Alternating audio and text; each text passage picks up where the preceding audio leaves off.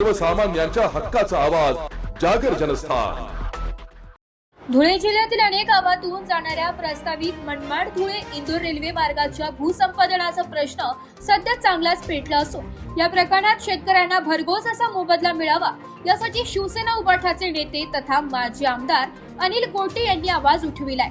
त्यांनी बाधित शेतकऱ्यांसह आंदोलनाची हाक दिली असून थेट दिल्लीत शेतकऱ्यांसह धडक देणार असल्याची घोषणा त्यांनी केली आहे। यासाठी आज कल्याण भवन येथे बाधित शेतकऱ्यांच्या कुटुंबियांसह भव्य मेळावा घेण्यात आलाय।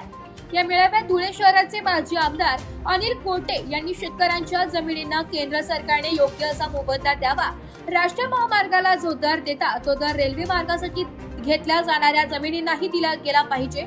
तसेच ज्या शेतकऱ्यांची जमीन रेल्वे मार्गासाठी घेणार आहात त्या शेतकऱ्यांच्या कुटुंबातील पात्र सदस्याला रेल्वेमध्ये नोकरी मिळालीच पाहिजे अशी आग्रही मागणी या मेळाव्या माध्यमातून माननीय आमदार अनिल गोटे यांनी पुन्हा एकदा केली आहे।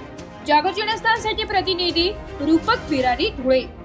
आम्ही 6, 7 किंवा 8 एप्रिल रोजी दिल्लीला जाणार होतो।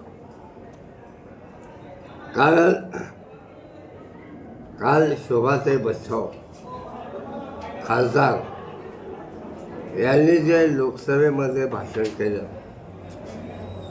त्यांच्या बुद्धिमत्तेची मला कीव करायची वाटते। जी आमची मागणीच नाही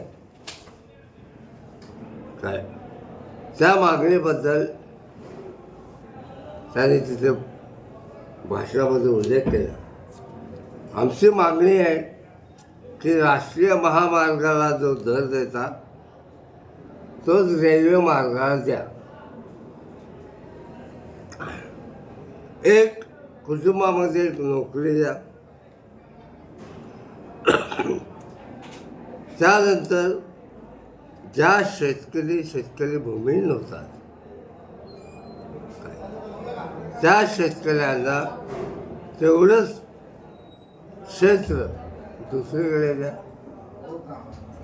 आणि मनमाडपासून इंदोरपर्यंत जी वनझाडं आहेत, जी फळझाडं आहेत त्यांना एकच दर द्या। इथे घरचालला एका शेतकऱ्याला एका आंब्याच्या झाडाला 46,000 दिले, 46,000 काय आणि अनिल पाटलाच्या आंब्याच्या झाडाला 400 रुपये दिले। कसे त्याच्या काय ज्यांच्या शेतात आंबे लावले त्याला काय ढेमसा लागतात का वांगे लागतात? कशावर तुम्ही ठरवता काय? ही जी या प्रमुख मागण्या आहेत त्याचा शोभाताई बच्छाव यांनी कुठे उल्लेख केलेला नाही। आणि आम्ही आज आपल्या सभेमध्ये आमचे सहकारी शेखर पगार यांनी जो निषेध व्यक्त केला आम्ही सगळ्यांनी त्याचा निषेध व्यक्त केलेला आहे। किमान तुम्हाला माहीत असं बोलू नका ना, बोलून शेतकऱ्याला नुकसान कशाला?